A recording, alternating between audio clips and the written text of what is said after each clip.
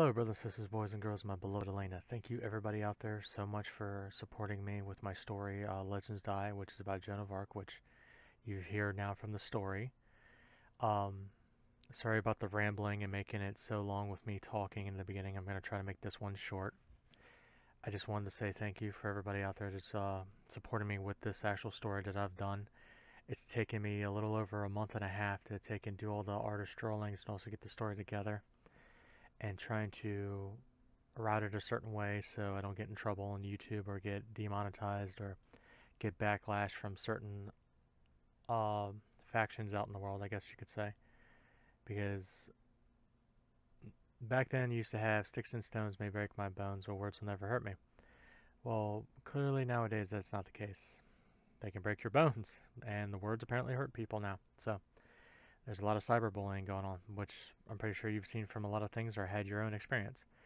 But anyway, back to the conversation. Thank you so much for the support. Everybody out there, people that have watched it as it's been posted and people that watch in the future. I didn't know it would blow up that quickly. I think it's at 39 views, which I'm really happy. Yeah, I mean, it sounds like a small number, but to me it's a big number. So thank you so much. Other than that, before I continue with the next chapter, which is called Words Left Unsaid. Basically, I wanted to say one last thing that I forgot to mention in the other video. I forgot to say, sorry, I paused there for a second. My brain's trying to click and say this correctly. I'm kind of on the spot doing this. Last video when I spoke, I said all the stuff about what was going on, how the turn of events happened in the past. Nowadays, I remember a while back I read an article, and I think I also looked it up online, and they erected a statue of her. In a way, that's nice, but in another way, it's like they are like, oh, we fucked up. Let's erect a statue for her because of all the stuff that's going on. No, I'm sorry. It's too late. What's been done cannot be undone. Y'all fucked up. Plain and simple. Okay, we have a statue of her. That's nice. But y'all fucked up. People in the past, and you're carrying on the sins as it is nowadays. I hate to say it. Again, I hope I don't get demonetized for saying this, but you goofed up. Take your shame. You know? But you're hiding from it like, like nothing ever happened. That's just terrible. So I just wanted to get that off my chest. That really irked me. About, oh, we'll erect a statue. Now? You should have did that a long time ago when she took and saved your asses from all the bullshit going on. But I don't get y'all. I really don't get the human race sometimes. I really don't. A lot of time I really don't get them, really. Sorry to say. It's like, I don't get it. It's like, I don't understand how to even put it into a scenario. I'm pretty sure a lot of people out there will figure it out. Anyway, enough of me rambling on. Thank you so much for the support. This is the chapter 2, and this will be the final chapter because I only made this into a 2-parter. Sorry about the other one taking so long, the Aurora's Fallen one. I'm sorry that one's taking so long. In a way, I'm proud of it, and in another way, I'm kind of ashamed of it because it just, I guess in a way, it didn't really turn out the way I was thinking. But this one right here, I'm more proud of because of the scenario that the main character's trying to accomplish and do. So thank you so much, brothers and sisters, boys and girls, my beloved Elena, and the people in the future that watch this and the people that watch it as they put it up. Thank you so much for all your support. You are wonderful people out there. Thank you so much. Without you, I wouldn't be doing YouTube today. I know I'm not popular, I'm not famous, but the people that do watch my videos, thank you so much. Thank you, thank you, thank you. Other than that, this is Kym Kidron signing off. The video starts after this. Bye-bye. Chapter 2, Words Left Unsaid, by Kym Kidron. As Kym walked through the portal to home, it was the first time he got to see how the portals worked by being connected, but a girl wearing a cloak with a blindfold walked towards him. "Aye, who are you?" She says, "Just a wanderer like you, but I wanted to meet a legend that is talked about through the times." I wouldn't call myself a legend, just a guardian. That's all I am. I do what others are afraid to do, or protect those that are important to them. She smiles and says, that is what a legend would say. I see the true you, Kime, for you don't seek fame or fortune or glory. You are just a being doing what is right for others and what is in your heart. You say that, but lately I've been struggling, trying to be strong and asking myself if what I am doing is right. But I remind myself I am doing it for others, that I need to keep my abilities in check. I don't want to lose control, but it is getting harder and harder as of late. She softly holds him, and Kime was at a standstill, for he did not see her get that close. She softly whispers in his ear, you have your family to keep you strong. But next time we meet, you need to keep your guard up. Kime could not say anything, for he knew it was not a threat, but a promise. As she let go, may I ask you your name, Wanderer? She said her name was Strata. She walked past him to a different portal. She softly waved goodbye to him. She was dangerous, a deeply seasoned killer. Kime turned and ran to the end of the portal home. As he steps through into his household, Emily and Amy and Delova were there to meet him. Kime hands the soul over to Delova and Amy as they say that the next step is ready. Your guardian core is awaiting you in the era of Joan of Arc. Kime takes a deep breath as he was scared and nervous with a little bit of doubt in his mind of problems they could face. Emily softly wraps her arms around him as he feels her in his mind, saying, everything will be okay, my beloved. We are all behind you. Just be safe and come back to us in one piece. My beloved Delova, is the dagger ready? Delova softly nods her head and hands Kime the dagger as he places it in his nanite arm. With a kiss to each of them, Kime opens a portal to the tower in 1431 and jumps through, and lands on the roof as his children fill him in on what was going on. As the sun began to rise, Clara stands and says, your orders, father? This is the game plan, my beloved children. I need you all to take and plant these time-frame devices and lock me inside the surrounding area when I head in to confront these bastards. Each of his daughters take one and head out around the church area as the knights take Joan of Arc to the stake to be burned. Kime wanted so badly just to jump down and take her out of this world. He could see her trying to be strong, but deep inside she was scared, and even the people around her wanted to help her, but they were afraid of the church. Kime felt his heart slam against his chest as he almost lost his footing, and an anger swelled up inside him as he tried to control it. Then Kime felt himself be pulled away, like being separated from the present, to a large room inside a warehouse, with a huge beast being chained up with shackles and had spears sticking out of its back. Kime began to see it stir from its slumber, but then Kime felt a familiar power mixed with loneliness.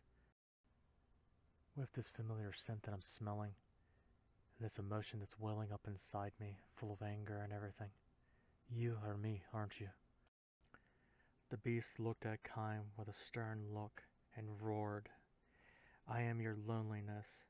I am what you keep locked away. We can save her and end them all. They don't deserve to live for what they have done to her. They used her and killed her like it was just, when she did nothing wrong. She fought for the people, and she fought for God. And for what? To put a pisshead on a throne, only to have her life ended in fire? Kime falls to his knees as the beast tries to break free. Then Kime feels a soft, gentle arm wrap around him. As he looks to his right to see Emily holding him, she looks at the beast and softly waves her hand as the beast becomes encased in crystals that freeze time around it. Kime slowly regains his strength as the anger subsides. Emily does not let him speak. She just whispers in his ear, I am always here for you, my beloved. Then Kime snaps back to reality as Clara speaks to him, saying, Father, are you okay? Do we abort the mission? No, my sweet daughter. We will follow through. She has waited long enough. I am sorry. I lost myself there. It will not happen again, I promise. Kime's daughters plant the devices and fall back just in case their father needs them. Kime jumps and slides down the wall into a dark alley as he places the hood over his head. He slips into the crowd of people. As the crowd stop, Kime looks, seeing the knights take their places on the left and right, 25 feet away from the stake as a father of the cloth started a prayer two high knights with torches at the ready to light the pillar. The father begins his prayer as he shouts at Joan of Arc to name her God that has sent her down the path of darkness. But she looks at him and just says God's name from heaven. He says, "Liar, name your God," as he has more anger in his voice. Again, Joan of Arc says God's name from heaven. The father looks over to the others that are sitting on the steps watching over this trial. They just smile and say, "Blasphemy, just burn her." At this moment, Kimes feels something inside himself ignite as he tries to hold back, to not let go. The knights move towards the pile of wood and drop the torches. As the wood begins to burn, the father continues to speak his prayer and yelling to say your God's name. Even as the wood burns and was moving towards her flesh, Joan of Arc said again as her faith was unbroken. She said God's name from heaven, then she began to scream in pain as tears rolled down her face. She looks around as she screams and tries to take and say a prayer for her soul as she burns. Women and children see this, as the church tells them to not look away. Kime loses it and feels the beast break free deep inside.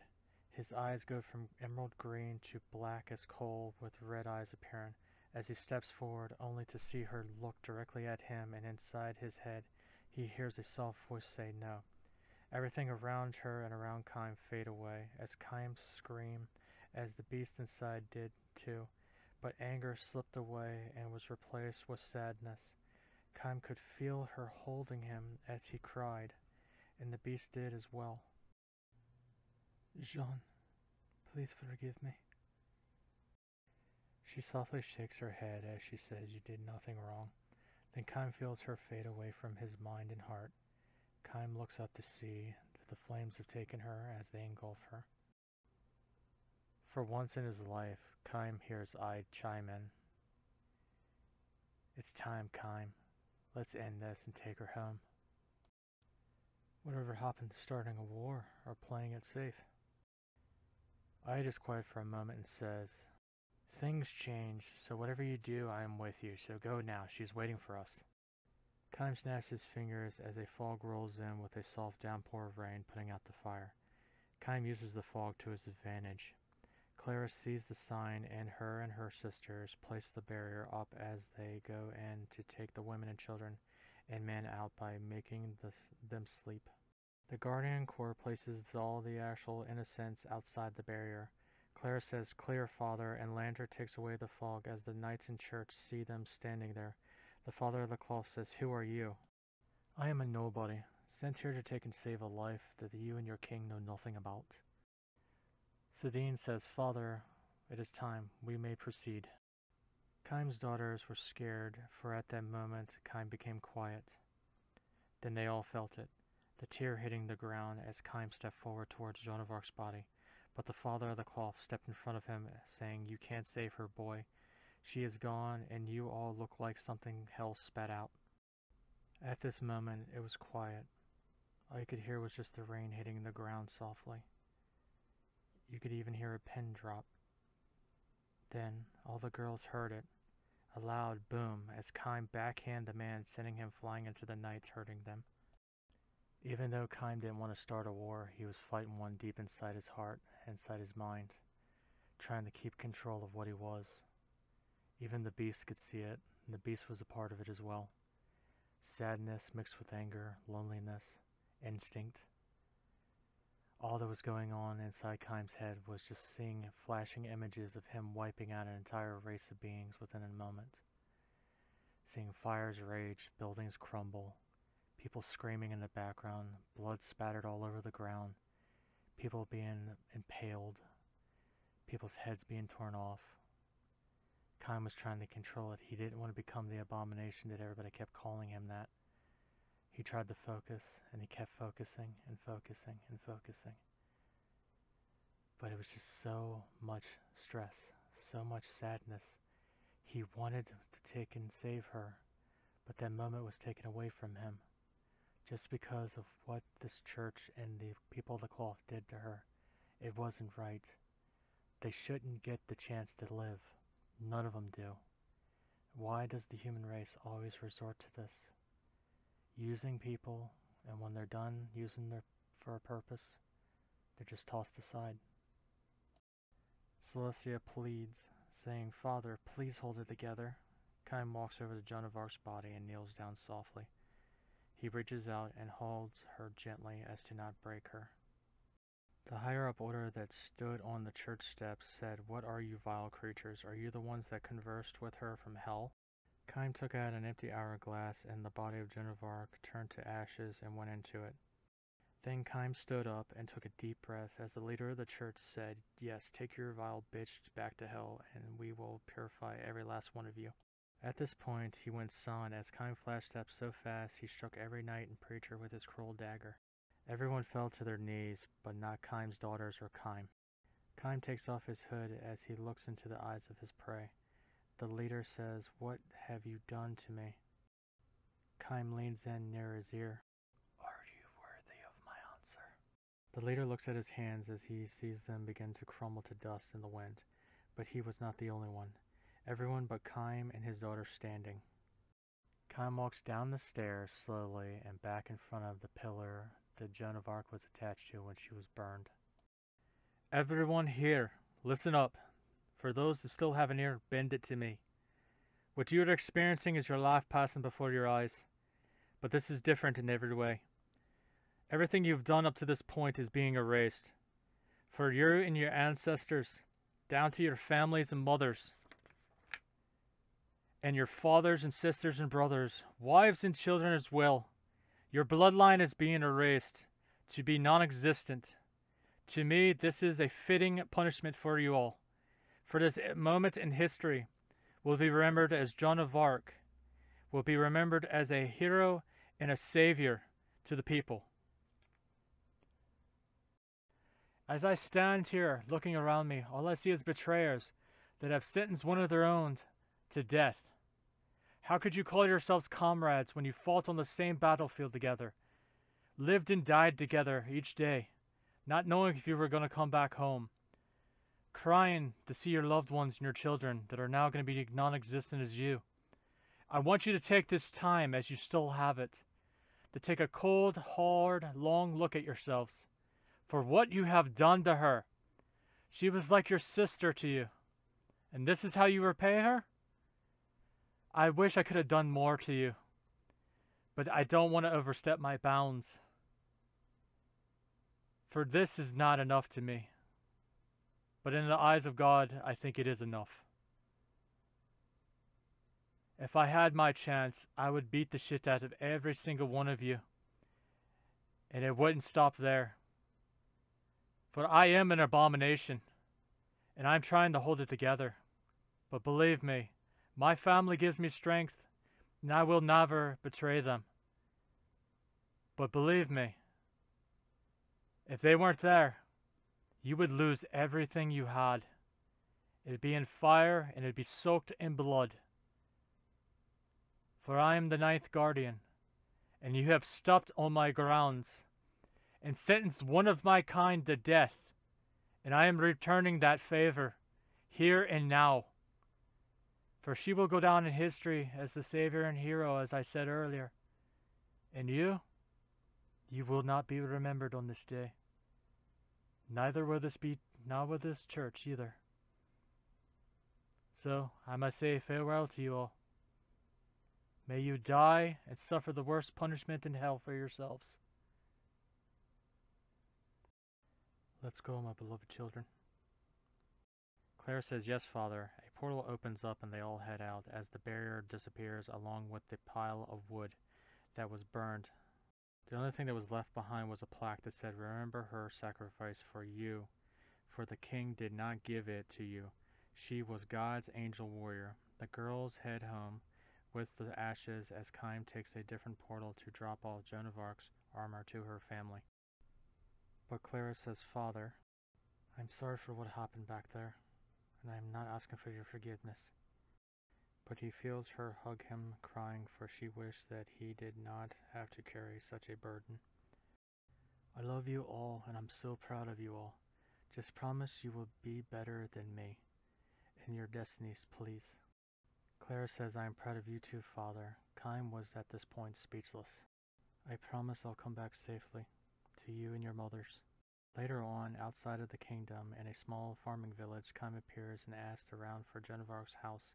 As people guide him there, he reaches the door. It comes open with the mother and father running out as they cry, knowing something happened to their daughter. As Kym says, she was a hero to the people. You should all be proud of your daughter. Kym hands them her armor and sword. As he turns to leave, the mother and father say, "Wait, who are you?" Kym softly turns with tears in his eyes as he says, "Someone that saw your daughter as an angel." Then he walks away and fades away into the distance. Back on the other side, in Kym's world of paradise, he comes through the portal and falls to his knees as Emily and the family run to his aid for using the cruel dagger. It drained him. They help him out of his wet clothes and armor and upstairs to the hot springs. Kym later on opens his eyes as he sees Delova and Emily holding him, close in the hot springs. Emily rubs her face against his as she says, "How are you feeling, my beloved?" "Just a bit tired, my beloved wolf goddess. That took a lot out of me." Delova was checking Kym's body as she said his temperature is normal and heart is at a regular beat. But with us holding him in the hot springs nude, I can see him getting aroused. Emily blushes and says, "Well, we will take care of that later." Kym blushes as they help him wash up and head down to the library to sit and rest. As he sits there, Delova and Amy are hard at work with the rest of the stuff that needed to be done. Amy was working on the cloning project. Progress was going smoothly, and Delova was making a deal with the homunculi to take Joan of Arc's ashes, soul, and the blank clone and fuse them together to bring her back to life, for Merlin tampering with her soul when he pulled her from the life stream and placed a spell that Kym had no idea where it was from. The only thing that came to mind for Kym was Merlin was diving into black arts to get the soul to be manipulated and forced to stay and imbued into the blade. Kym sat there pondering, trying to understand if he made the right choice or not, and ended the lives of those that deserved it. Then a voice spoke out, saying, "Lay your worries to rest, Kym. It is over now and done. You need not concern yourself with what the future holds. Do you understand?"